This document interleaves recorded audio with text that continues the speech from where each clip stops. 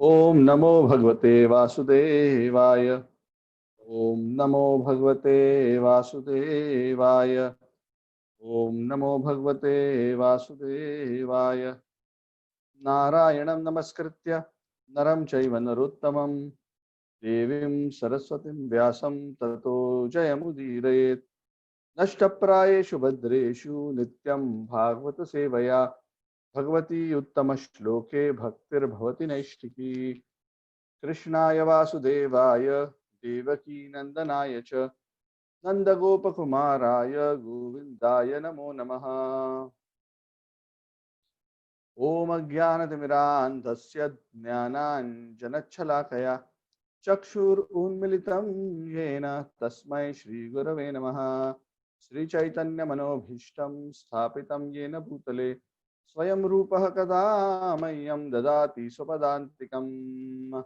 वन्देऽहं श्रीगुरोः श्रीयुतापदकमलं श्रीगुरून् वैष्णवांश्च श्रीरूपं साग्रजातं सहगणा रघुनाथान्वितं तं सजीवं साद्वैतं सावधूतं परिजनासहितं कृष्णचैतन्यदेवं श्रीराधाकृष्णपादान् सहगणललिता श्रीविशाखान्वितांश्च।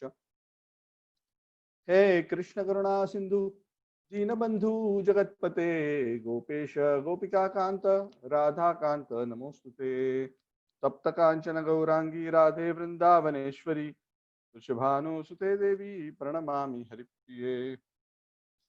वंशकल्पतरुभ्यश्च कृपा सिन्धुभ्येव च पतितानां पावनेभ्यो वैष्णवेभ्यो नमो नमः। जय श्री कृष्ण चैतन्य प्रभु नित्यानंद श्री अद्वैत गदाधर श्रीवासादि गौरभक्त वृंद। हरे कृष्ण कृष्ण कृष्ण हरे हरे हरे राम राम राम हरे हरे। नमो विष्णुपादाय कृष्ण पृष्ठाय भूतले श्रीमते राधानाथ स्वामी नामिने नमः। ओम विष्णुपादाय कृष्ण पृष्ठाय भूतले श्रीमते भक्ति वेदांत स्वामी नामिने नमस्ते। गौरवाणी प्रचारणे निर्विशेष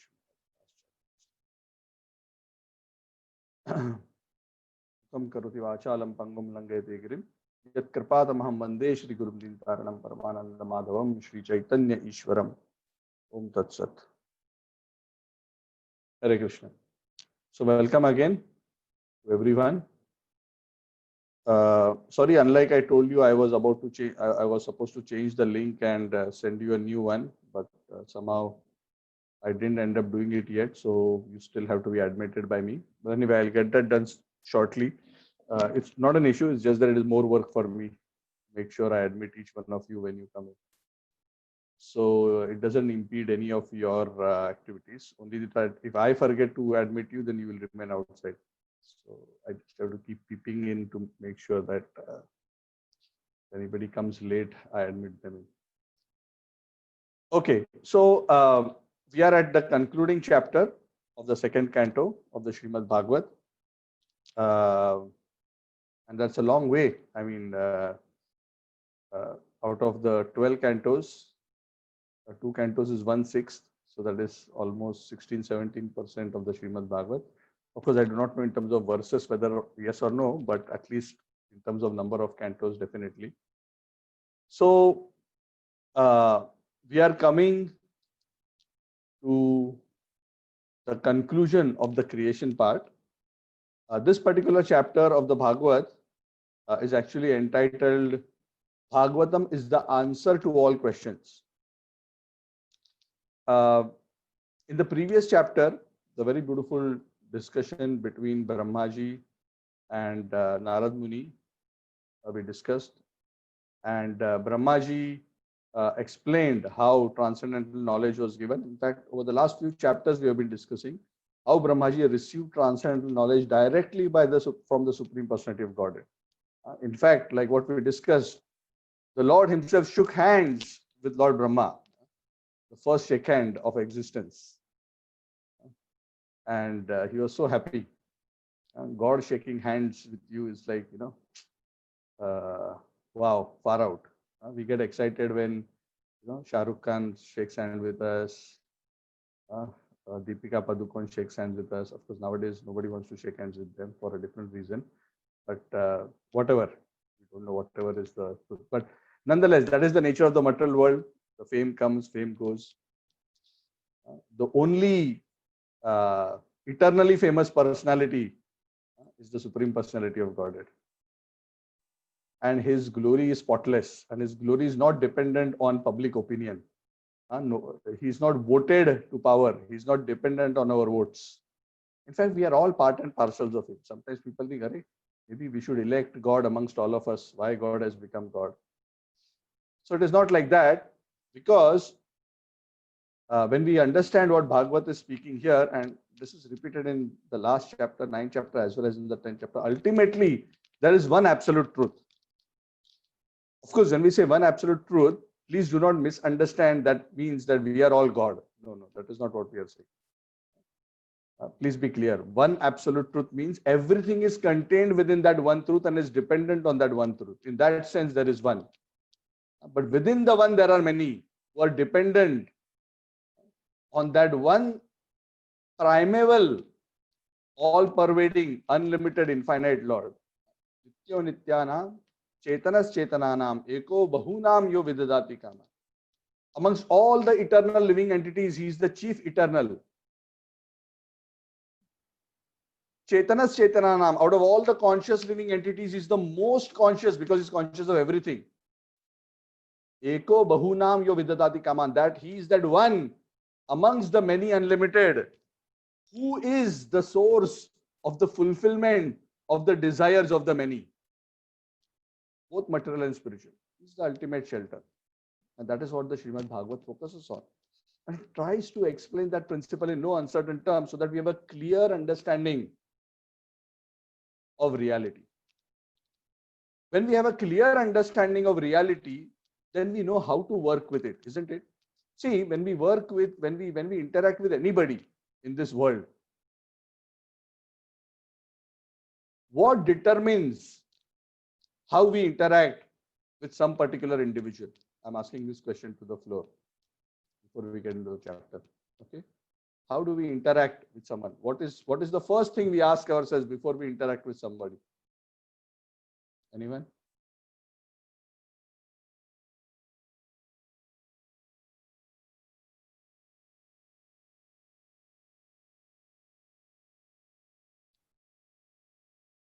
No idea? So when you interact with somebody, you don't think about this question at all? Actually, we all think about it, whether consciously or unconsciously. The first question we ask ourselves when we interact with any individual, we may not consciously ask it, but we unconsciously recollect it as to what is my relationship with this person.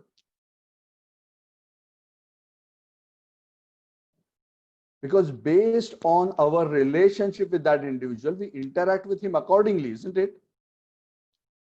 If you want food, if you are talking to the waiter in a restaurant, how you will talk? And if you are talking to your mother at home and asking for food, how will you talk? Is it a different conversation? The need is the same, right? But it's a different conversation, right? Correct? It's a very different conversation. The tone is different, the expectation is different. The whole mood is different, even though the purpose may be same. Because we always interact based on how we perceive our relationship with both people and things. That is always the basis.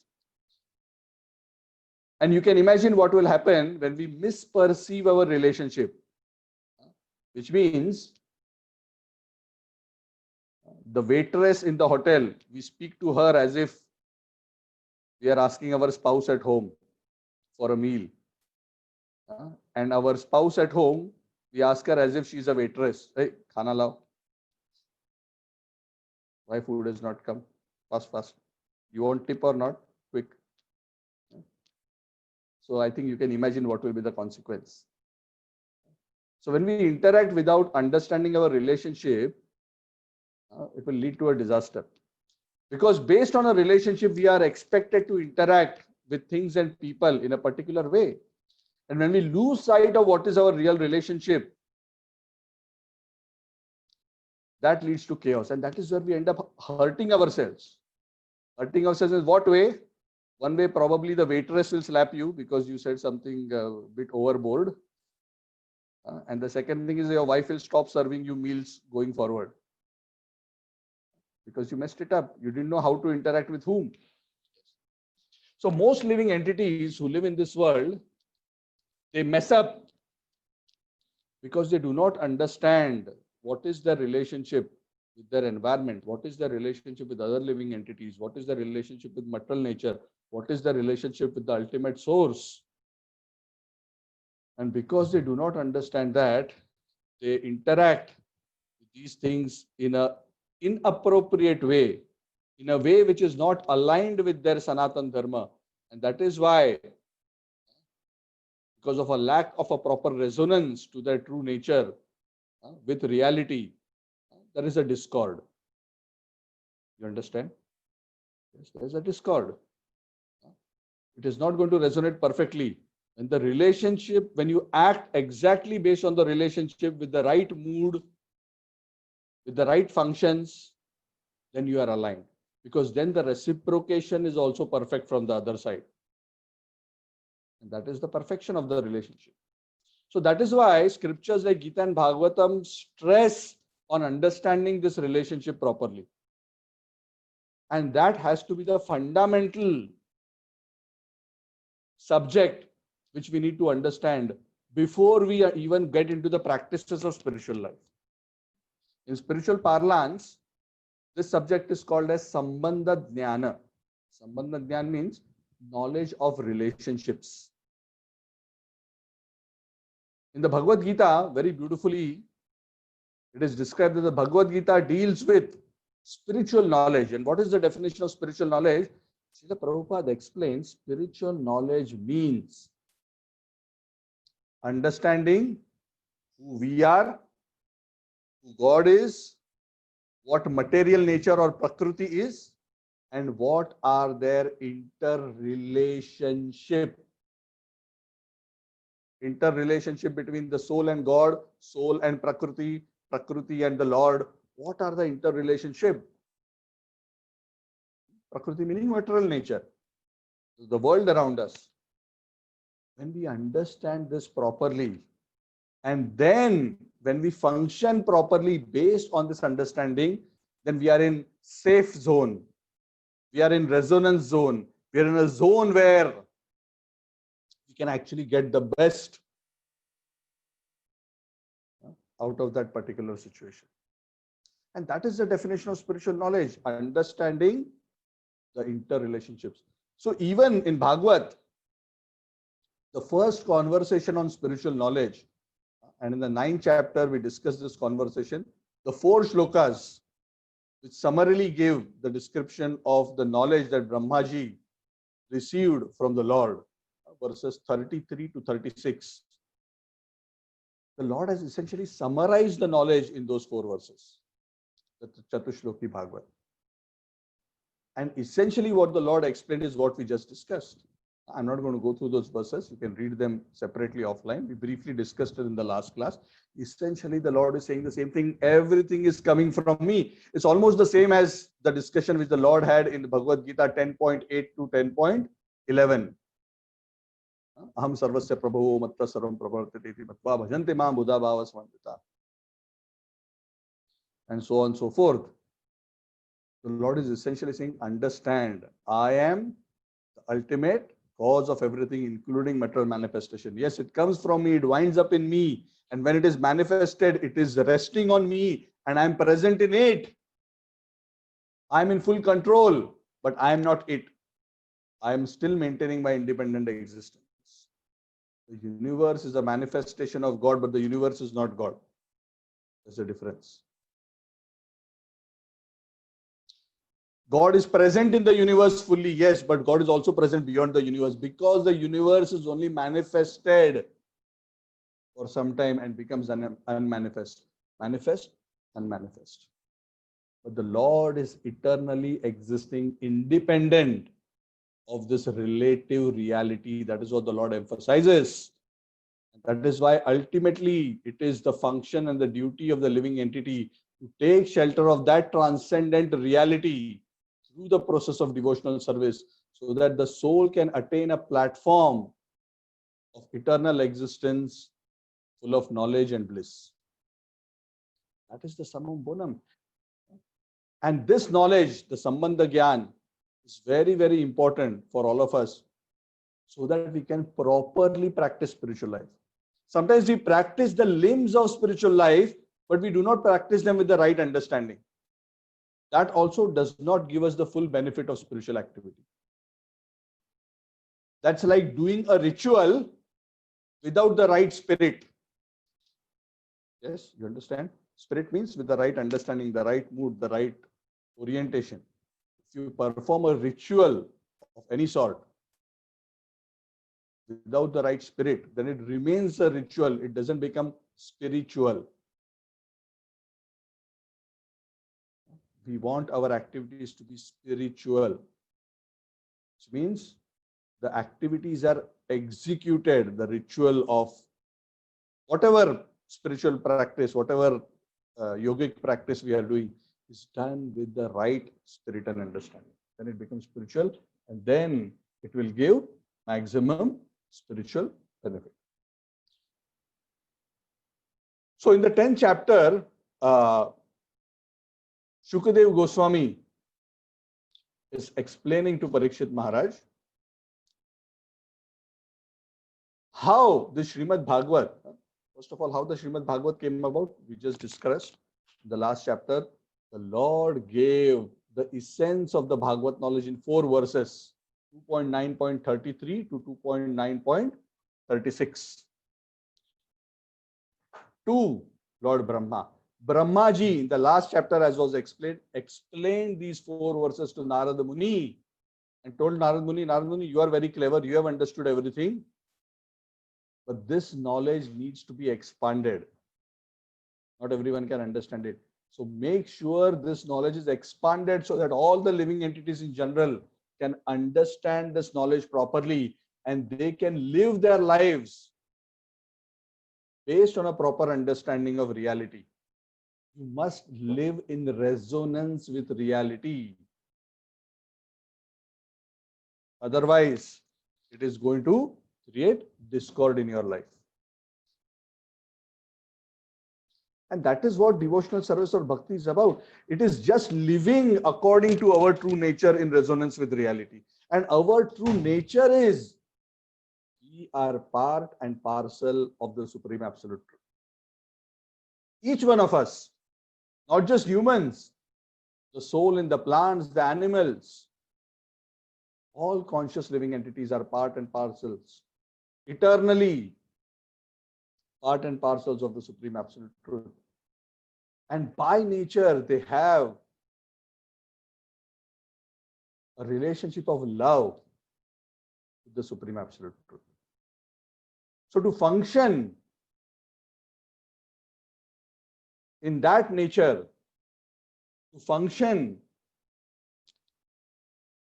in that love is actually the perfect situation for the living entity.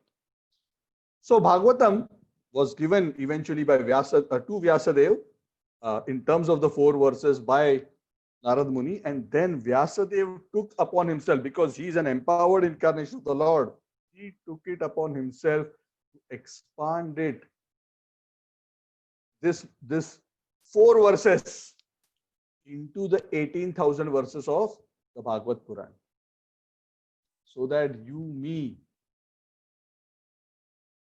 and this whole world gets the full benefit of that essential knowledge, the topmost knowledge revealed by God himself to his first creation, Brahma, at the beginning of creation. So that knowledge, the 4 verses are also there, but the whole knowledge is expanded across the Bhagavad. And a beautiful literature called the Bhagavata Purana is created.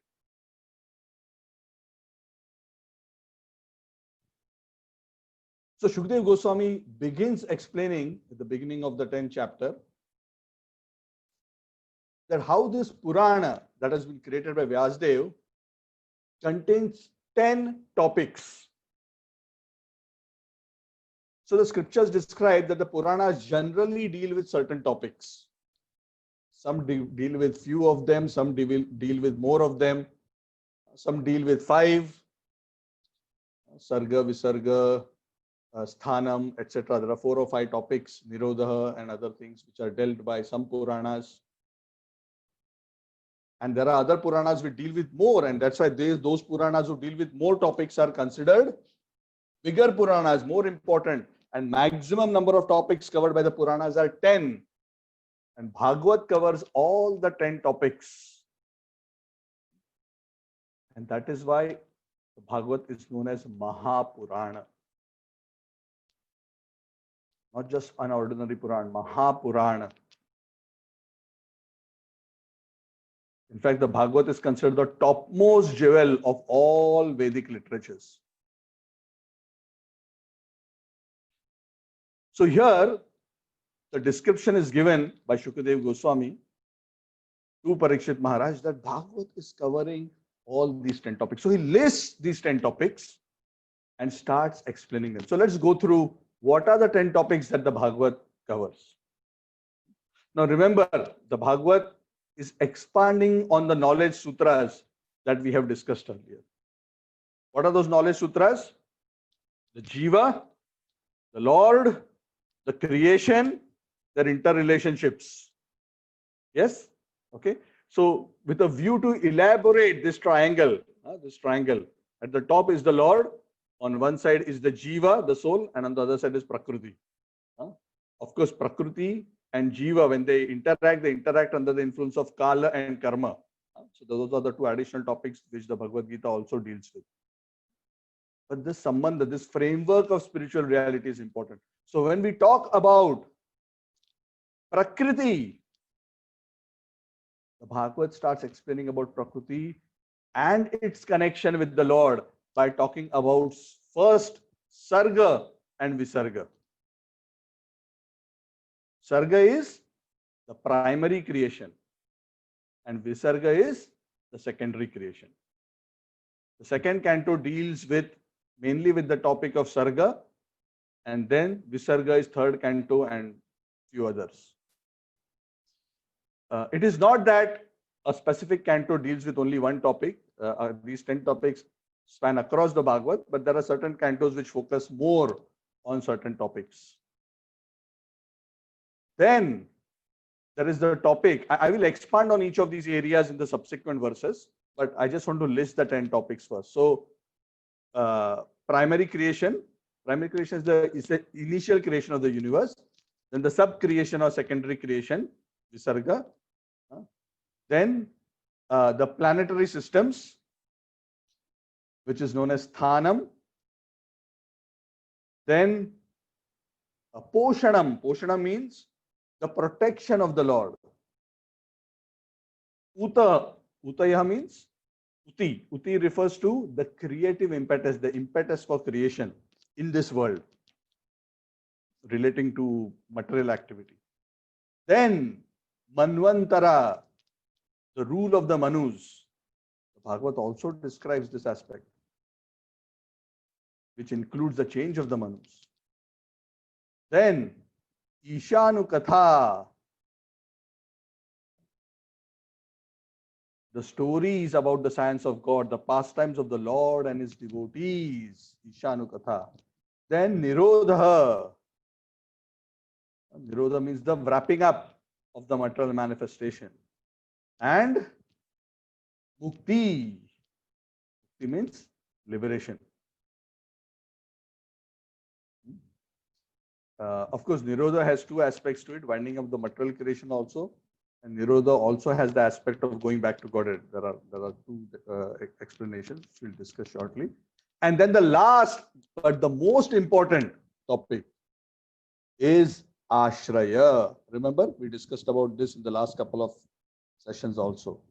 Ultimately, it is about the Ashraya Tattva, the ultimate shelter. In this triangle, what is the ultimate shelter? The ultimate shelter is the apex. So the top apex is the supreme absolute truth, the personality of Godhead. Why? He's the Ashraya? Because both the Jiva as well as Prakriti are emanations from him and dependent on him and his part and parcels. He is the only fully independent truth. That is why earlier in the first canto in the Bhagavad, the Supreme Absolute Truth is also described as Swarat, fully independent. And is also described as Satyam Param. Satya means truth. Truth means Nasato vidyate bhavo na bhavo vidyate satah. The Bhagavad Gita says truth is that which exists eternally. So we are also truth. We meaning not the body, the soul is truth because the soul is eternal. The Lord is also truth. But are these truths same? No. Because one truth is dependent on the other truth. We, the soul, our existence is dependent on the Supreme Absolute Truth because we are his part and parcel. He is the supreme independent truth. That is why he is known as Parama Satya. We are Satya, but we are not Param Satya. He is Parama Satya, the supremely independent. That's why he is also known as Swarat. Abhigya Swarat. All-knowing and fully independent Supreme Personality of Godhead. Tene brahmaridaya adi kavaye muyyanti yat suraya tejo vari pradam yatha vinimayo yattat sorgo mrusha dhamna svena sadan nirastakuhakam satyam param dhimahi. First verse of the Bhagavad. But I meditate on that absolute truth. Fully independent is the source of everything, from whom everything else emanates. So samam bonam, that is a very important topic. So let's go through briefly these topics. And the Bhagavatam deals with all of these topics across the various cantos. So this will give you a broad, this chapter gives you a broad view of what does Bhagavatam deal with. And that's why if you see the title of this chapter is Srimad Bhagavat is the answer to all questions. Why? Because if you understand these three topics in detail, the Lord, the living entity, this creation, their interrelationships, their functions, as is covered under these 10 subtopics, then practically we know everything we need to know. In fact, Srila Bhakti Siddhanta Saraswati, the spiritual master of Srila Prabhupada, went so far as to say that even if all other books in this universe were lost, but only the Srimad Bhagavat remains, it is still okay. It is still good enough. We can still achieve all that we need to achieve. Because it practically covers all aspects. It also covers aspects of dharma in the conditioned state in a very beautiful way.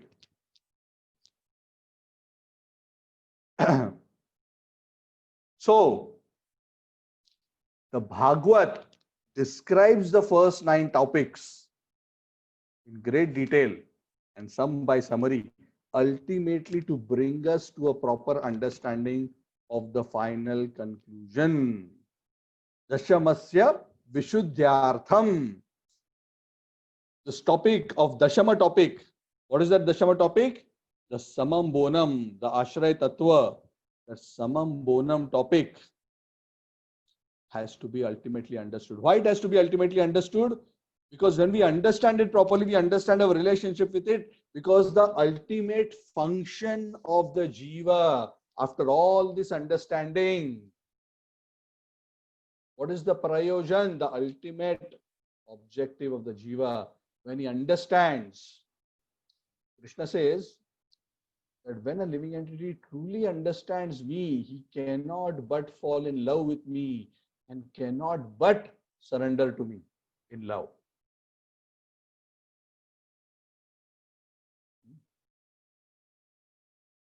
It is a natural consequence. So we want not just to study the Bhagavatam as an academic exercise to understand the various categories. We are not after information. We are after understanding the nature of reality, so that when we understand the nature of reality, we understand the glories of the Supreme Absolute Truth, the Samam Bonam, the Ashray Tattva. The consequence of understanding the glory will be to fall in love with Him.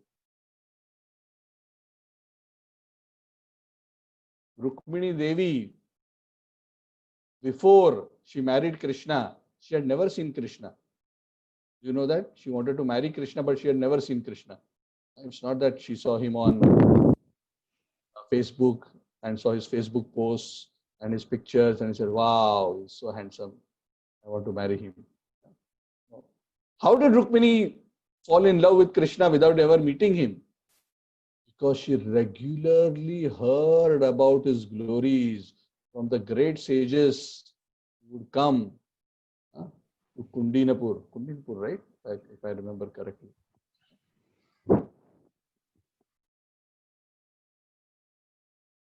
So simply by hearing Krishna's glories from the lips of great souls, one can develop appreciation for the greatness of the Lord. And the consequence of developing that appreciation is one falls in love and becomes attached to the Lord.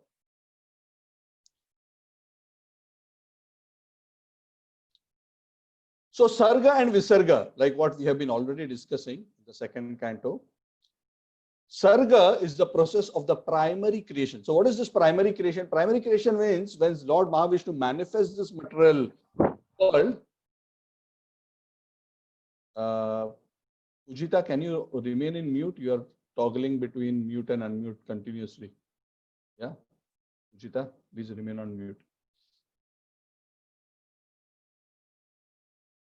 So there are 16 elementary items of matter which are created as a part of the primary creation. So like what we discussed, before the detailed creation can happen, the constituent components have to be created first. Correct? Just like before we can actually start creating a building, what do we need? There will be many trucks which will bring bricks, they'll bring sand, they will bring gravel, they'll bring cement, they'll bring water. Then the workers will come, right? And of course also the iron beams. Yeah, the not the beams, sorry. What do you call them? The iron railings. Steel ones, not iron actually. Steel ones. So all these ingredients are needed.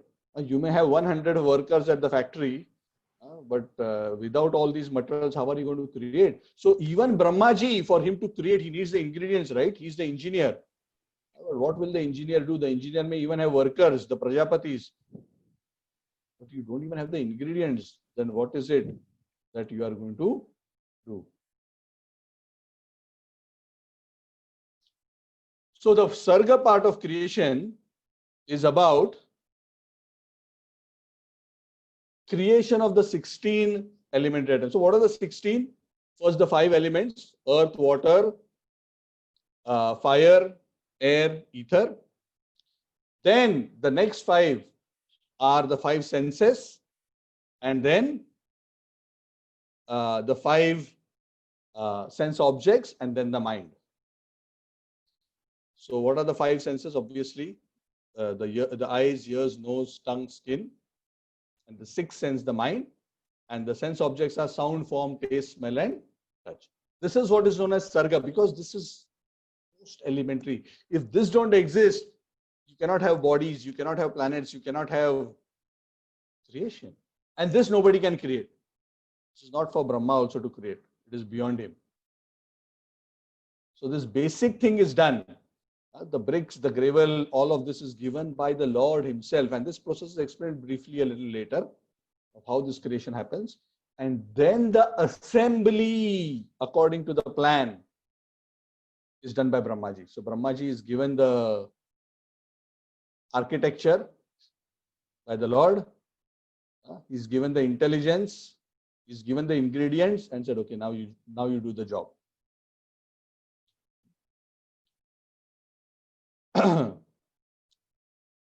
Then the Visarga part, is done by Brahmaji. So of course, as a part of the Visarga, it includes a lot of things, including creation of the various planetary systems, populating it. That whole creation has a lot of aspects to it. So many of those aspects are also described in the Bhagavad. Then the other interesting topic after the Sarga and Visarga that is discussed in the Bhagavad is Sthiti. Sthiti, and what is that Sthiti? Sthiti in simple word means the right situation. So what is the right situation for the living entities? Yes, that is the creation. Yes, there are the jivas. Can somebody tell me what are the jivas supposed to do in this universe? Isn't that a big question? That's the most important question, isn't it? Why am I here? I know I'm here, but why am I here?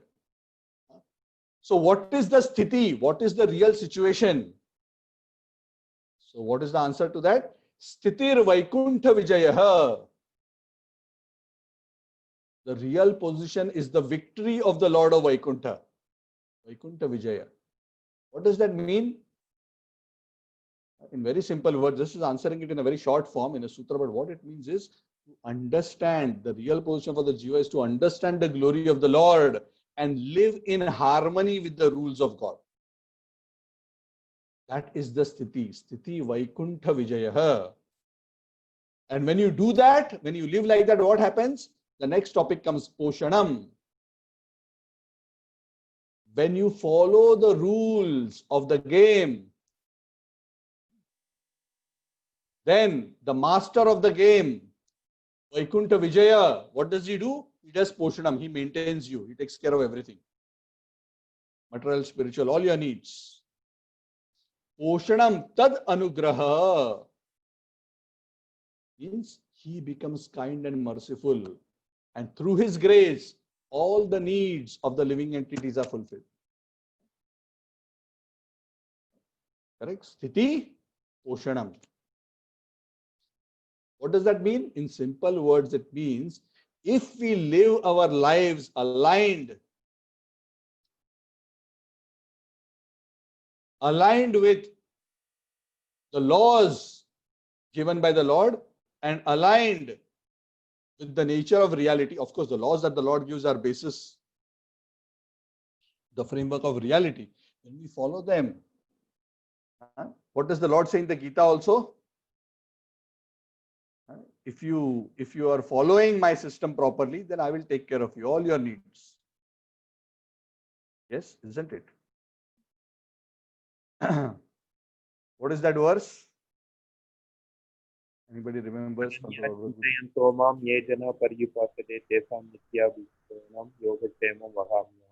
Very good. Yes, Yogakshemam Vahamyam. Tesham Nitya Abhiyukta. Those who understand and are always connected with that understanding with me.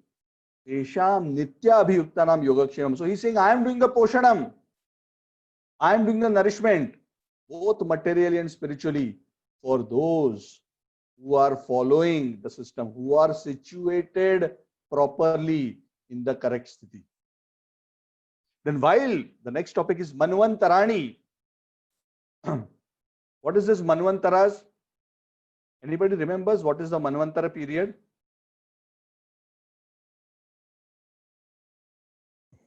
(1/14) the life of Brahma. Not the life, the day of Brahma. Sorry, the day. So every day of Brahma is divided into 14 Manvantaras. And each Manvantara is roughly 71 Chaturyugas. Each Chaturyuga is Satya, Treta, Dwapar and Kali. Yeah.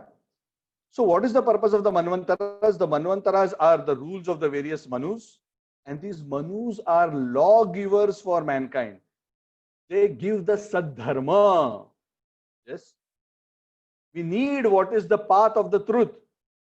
In detail, of course, the Lord gives that a high level in the scriptures, the framework of reality, the nature of reality. You have to surrender to me, you have to live in alignment. But the detailed rules of how to live in this world, the Sadharma, the detailed Dharma is given through the various Puranas and the Dharma Shastras in the Manvantaras, either directly by their Manu, or by their representatives. So the various Smriti Shastras come into existence in the various Manvantaras. So the right situation is possible when one follows the rules given by the Lord according to the rules which are given across the various Manvantaras. And that is of course, the ultimate Sadharma. There are many material dharmas, but ultimate Sadharma is that all our rules and regulations should ultimately lead us to taking shelter of the ultimate Ashraya Tattva. So as long as our rules and regulations are leading us in that direction, that is fine. And then is the topic of Uti, which is the plural of Utis, Utayaha. It means the impetus for work. So what is the impetus for work in this material world? The impetus for work is the desire for some fruitive result. Material activity is all about desire for fruitive result, because that is also an important understanding of how this world functions and how the living entities get trapped. That is why this Uti refers to karma vasana. This is the desire for fruitive work. And as long as the living entities have this desire, this vasana for karma, the vasana for karma is because there is vasana of kama. Kama means some desire for material enjoyment. That is why one performs karma. And by that, one gets entangled. So that part is also very important to understand, because when one understands how one is trapped, then one will become careful to act according to the Sadharma so that one avoids getting trapped, or at least works in such a way that gradually he is disentangled and works towards the achievement of the real Sadharma, which is ultimately to give up this material temporary situation and attain the shelter of the Supreme Personality of Godhead. And that is the real intelligence for the living entity. And then the very interesting topic of Isha Anukatha. What is this Isha Anukatha? Avatara Anucharitam Harescha Asya Anuvarnitanam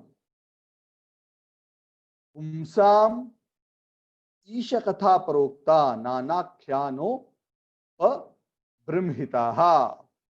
Bhagavad says that the science of God, the Ishanukatha, what is it? It is describing the various incarnations of the personality of Godhead. It is not that the Lord creates this creation and disappears. Some people think that God created and then he went to sleep and he's not bothered anymore. Some think that God created and then he died. And there are certain philosophies like this. I'm not making a joke.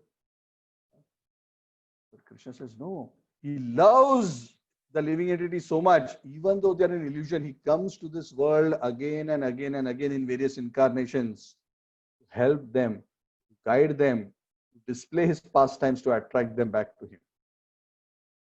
And what is very attractive and spiritually beneficial is not only the incarnations and the stories of the incarnations of the Lord, but also of those devotees who are connected to the Lord. That is also very spiritually potent. Anuvarnitanam pumsam.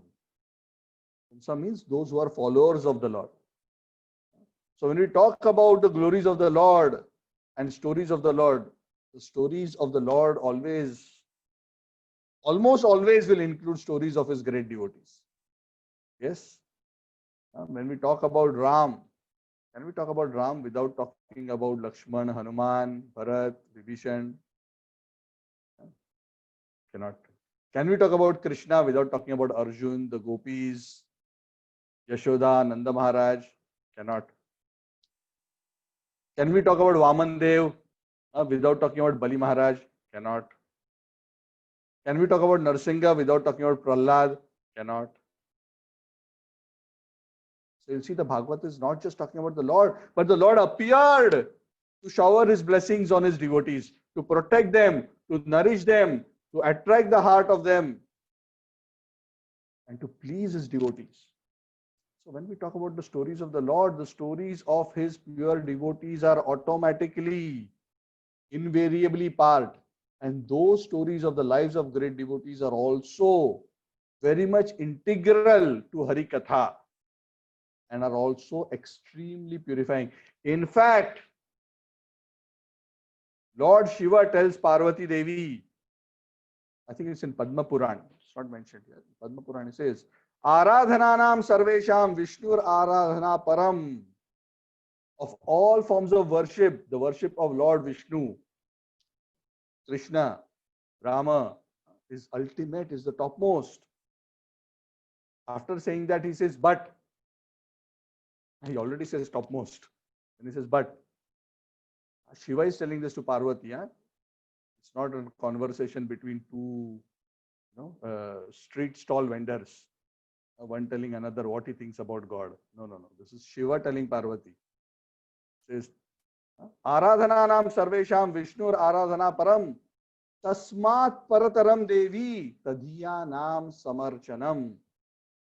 The highest form of worship is that of Vishnu, but higher than Vishnu. How can there be anything higher than worship of Vishnu? He already said Vishnu is the highest. He said Tasmat Parataram Devi. Higher than worship of Vishnu is Tadiyanam Samarchanam. Worship of those devotees who are fully dedicated to the Lord. Very interesting, huh?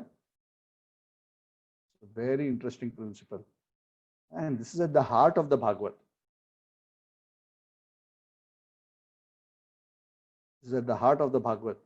Because when we talk about bhakti, we have to talk on both sides of bhakti. On this side is Bhagwan, on this side is Bhakta. How can there be bhakti if either of them is missing? Cannot, right? Bhagwan is glorified by the Bhakta. And the Bhakta is glorious because of his bhakti towards Bhagwan. It is so integral. Bhagwan, Bhakta, Bhakti. And where all these things are described? The Bhagavad.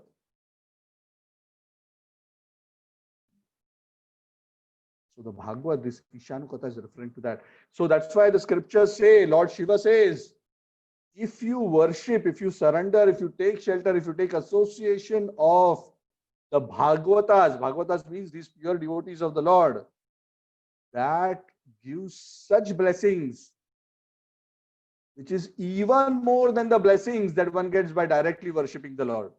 That is why Lord Shiva says, Tasmat Parataram Devi Tadiyanam Samarchanam. Higher than worship of me is worship of my devotees. That is why Krishna says, across the scriptures, when somebody wants to attain me, the first thing I do to help them, because Krishna obviously is fully conversant with this principle, he created it, right? So the first thing that Krishna will do when a living entity becomes serious to achieve him is, he will first connect him to his devotee.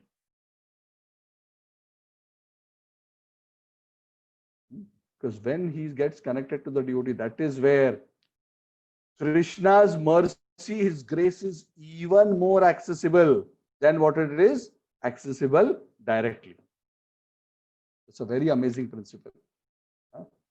That's why the scriptures repeatedly say the greatest good fortune for the jiva is to get in contact with pure devotees or devotees who are seriously endeavoring for pure devotion. There is no greater benediction than that. Because in that association, we are directly getting the association of Supreme Personality of Godhead, even though we may be in a very neophyte stage. The Lord and His grace manifest very effectively through the book Bhagavad and the person Bhagavad.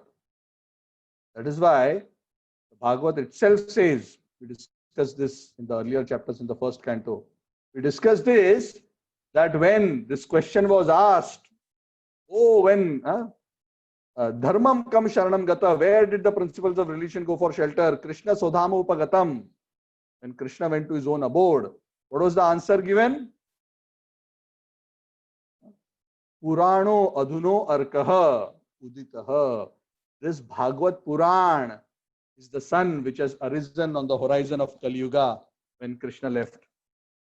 Krishna substituted his personal presence with the presence of himself in the form of Bhagavad. Very interesting. What does that mean? That means if we are in the association of the book Bhagavad and the person Bhagavad, we are actually in the association of Bhagavan. You understand? It's a very important principle. So if you have the Bhagavad and you have devotees with whom you can discuss the Bhagavad, understand the Bhagavad, relish discussing the Bhagavad, you have practically everything you need because you are actually practically in the presence of Bhagavan. This is the wonderful principle.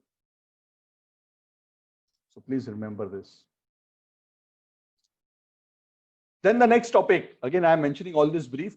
Most of the rest of the Bhagavad is, of course, it is discussing all these 10 topics, but a lot of it is dedicated to Ishanu Katha, pastimes of the incarnations of the Lord and the pure devotees of the Lord. The next topic that the Bhagavad covers is Nirodha. Nirodha literally means winding up. Winding up of what? Winding up either of the material manifestation or the bodies of the living entities. Nirodha asya anushayanam. How does this Nirodha happen? It happens by this great Lord who is lying down, this Mahavishnu. How does he wind up? He doesn't need a big project plan and hundreds of program and portfolio managers and workers to wind up. And when he wants to wind up, what does he do? He simply breathes in. Done. When he wants to create, what does he do? He breathes out. Created. Automatically his energies work. Parasya Shaktir Vividhaiva Shruyate Swabhaviki Jnana Balakriyacha. He's so potent, he's so powerful, it is inconceivable for us what his potency is. So this winding up. So what happens? We have discussed this already earlier, so I'll not go into details. But at the end of the cosmic manifestation, all the living entities, along with their subtle nature and karma, are temporarily absorbed into the body of Mahavishnu. The whole material creation becomes unmanifest. This is one aspect of Nirodha, winding up. And again, of course, they are created back. Puna Puna. Krishna says in the Bhagavad Gita, creation, winding up. Creation, winding up. Sarga Visarga, Nirodha. Sarga Visarga, Nirodha. But there is one goal for the living entity to escape from this. Punarapi Jananam, Punarapi Maranam, repeated creation and destruction through all these unlimited creations. Because this process goes on endlessly. And what is that? This creation of the Lord, this is energies, yes. And that process, which is very important for everybody to understand, is mukti. That is another very important concept which the Bhagavad speaks about. And what is this mukti? Generally, people, when they talk about mukti, literally they say mukti means freedom. We'll discuss what the Bhagavad says in this verse, but before that, a very common understanding of mukti is freedom. Freedom from what? Mukti can mean so many things. One can have mukti from a loan. I paid off my loan. I have mukti from the loan. After a person gets divorced, he can say, I am got mukti from my spouse. And there are so many forms of mukti. Of course, when we talk about mukti from a spiritual sense, the most basic understanding of mukti is freedom from material entanglement, which effectively means freedom from the cycle of birth and death. But Bhagavad doesn't subscribe to that definition. Of course, Bhagavad doesn't reject that definition, but Bhagavad talks about mukti at a higher level. Because mukti is not just about being free from the negative. Mukti is about also being properly established in the positive. Yes? It is not simply enough to be discharged from the hospital. It is also important that you regain your health and become healthy and strong. The strong immune system so that you're never diseased again, isn't it? That's the second part of recovery, right? First part of recovery is just get rid of the infection. The second part of the recovery is to regain proper health and immunity so that one can actually engage in normal activities and become happy. Isn't that how it should be? That's why the Bhagavatam describes mukti as muktirhitva anyatha rupam swarupena vyavasthitihi. What is this mukti? The Bhagavad says it's not just about freedom from cycle of birth and death. After being free from there, one must become situated in one's natural, original, constitutional position. What is that constitutional position? Swarupa, one's original spiritual form. Hitva anyatha rupam swarupena vyavasthiti. One must be situated in one's original spiritual form as the eternal servitor of the Supreme Personality of Godhead. One must realize one's relationship with the Lord. One must enter into the transcendental world and there serve the Supreme Personality of Godhead with pure love for the rest of eternity. That is being situated in full health. If one doesn't go all the way into full health, just steps out of the hospital, then one is very likely to be infected again and come back to the hospital. And I am not saying this. The Bhagavad says this. The Bhagavad says elsewhere that those who think that they have become mukta, but those who do not situate themselves in Swarupa by taking shelter of the lotus feet of the Supreme Lord, they again fall sick and fall down again into material existence. Anybody knows that shloka?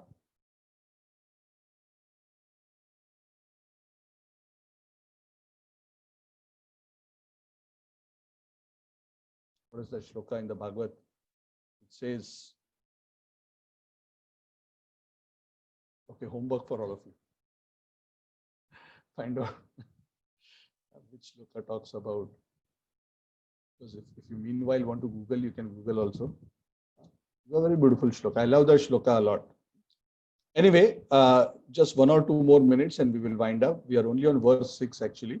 But this is a very important topic because it's important to understand the key aspects. So that is liberation. Liberation is not just being about free from the cycle of birth and death. It is about re-establishing ourselves. By the way, that verse begins with the words Ye Anye Arvindaksha. Look that up and tell me the verse.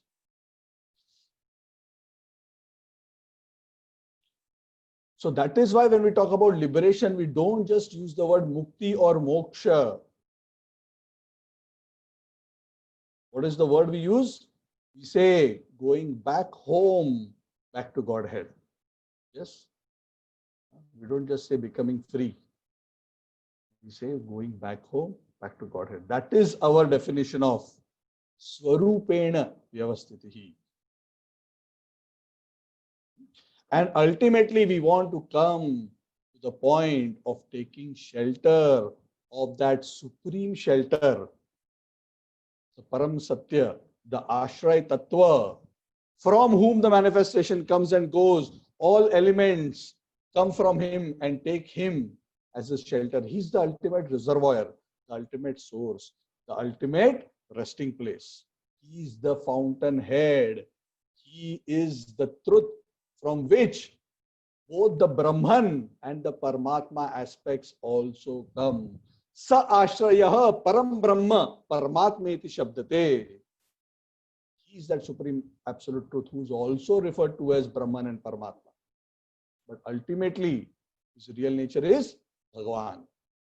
Abhyasascha nirodhascha yato asti adyavasiyate sa ashrayah param brahma paramatmeti shabdate.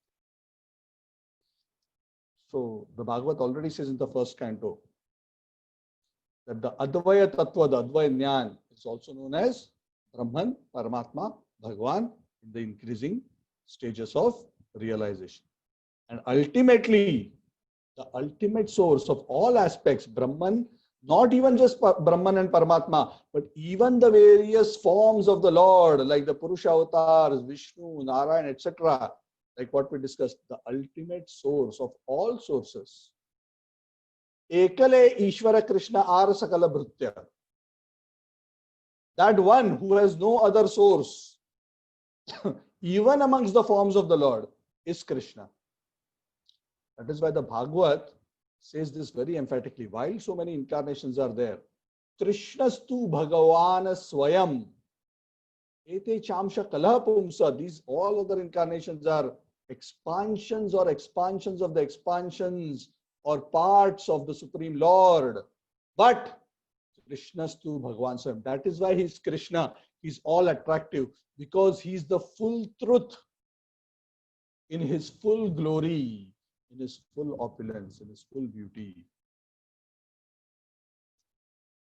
Yes. So we are very fortunate that we have received the supreme shelter of Sri Krishna in the form of the Srimad Bhagavad. So let us receive him with great enthusiasm.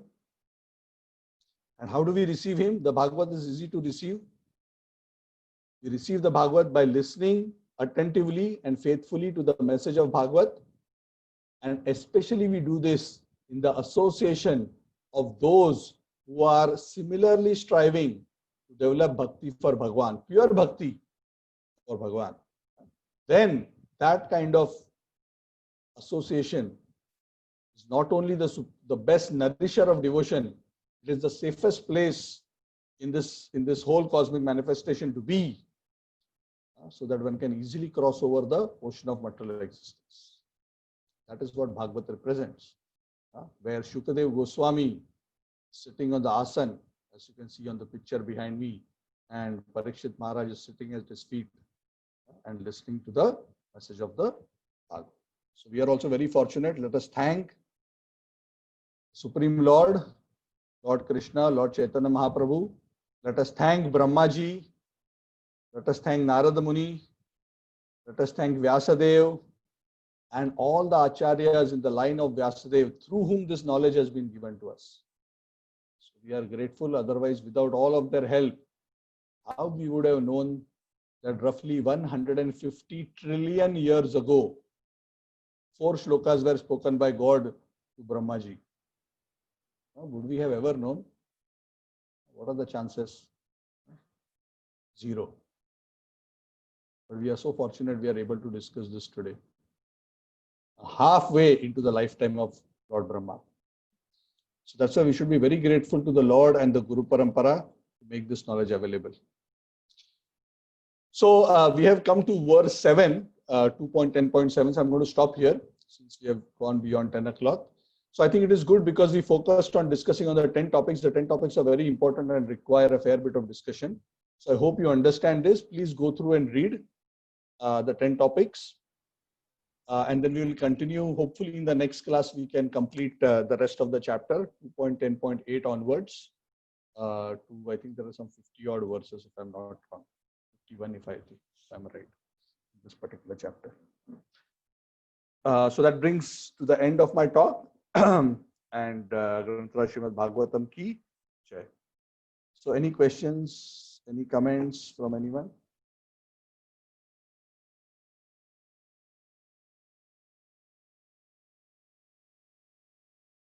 Yes, so Amit quoted that verse. That verse he has posted in the chat, so you can have a look. The verse says, "Ye anye arvindaksha vimuktamaninatvayashtavavad avishuddha buddhaya aruyya krichena param padam tata patanti adoho anadrita yushmadangre." O Lord, those who think they have achieved mukti but do not take shelter of your lotus feet, they again fall down into this hospital of material world because they have not yet achieved their rightful position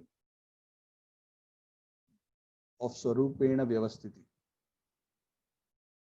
Very beautiful word. So whatever we are saying is not our own speculation. Please understand why we are quoting these verses again and again. It is to make you understand that what I am speaking in this class is not Gaur Chandra Das' opinion, or it is not the opinion of an institution or of a specific guru. Whatever we are speaking are directly words from the Lord and from the fully self-realized masters as explained in scriptures.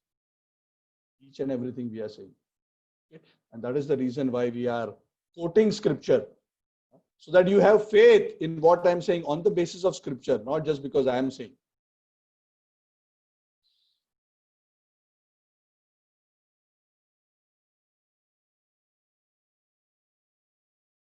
Okay, so no questions? Good. Anybody wants to add anything? Share anything?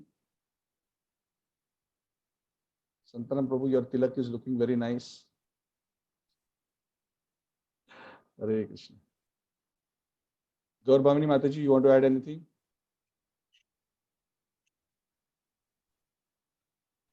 No, Prabhu. Thank you so much for wonderful class. I don't know how you are tolerating me, but thank you. Thank you so Gaur much. Bhamini Mataji is from Singapore. She is the good wife of Nam Sankirtan Prabhu, my very dear god brother from Mumbai. So they were very kind, and they were taking care of me for the last 3 months in Singapore. So I'm grateful to them. Thank you all. We were grateful to you, Prabhuji, that you were giving your sadhu sang to us. Thank you so much. Thank you so much. Upendra Prabhu, anything you want to say, add? No, nothing to add. Okay, thank you. Okay, so nothing else. So we will end our class here, and we'll continue to discuss and complete the second canto. So I strongly encourage again all of you, please read and study the Bhagavatam. Use this as an opportunity. Amit and Priya are doing that very well. As we are studying the Bhagavad, they are actually, discussing the Bhagavad, they're actually studying in detail the chapter, verses, purports in great detail. So please do that. So whenever you have specific questions, you can bring up to this forum, and we will try to answer it according to our capacity, or at least we'll try to find the answer and come back if we do not know. And in that way, it will be good for everyone. Okay, so thank you. Hare Krishna, Prabhu. Hare Krishna. Hare Krishna. Jai. Krishna. Thank you, Prabhuji. Thank you, Prabhuji. Hare Krishna, Prabhuji. Hari Bol, Meenalji. Thank you. Hare Krishna, Prabhuji. Hare Krishna. Hari Bol.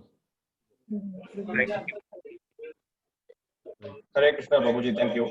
Hari Bol, Amit. Hare Krishna. Thank you, Pujita. Thank you. Hare Krishna, Prabhu. Thank you, Prabhu. Sudhir Sundar Prabhu. Thank you. Archana Leelaji and family. Thank you. Hari Bol. Hare Krishna.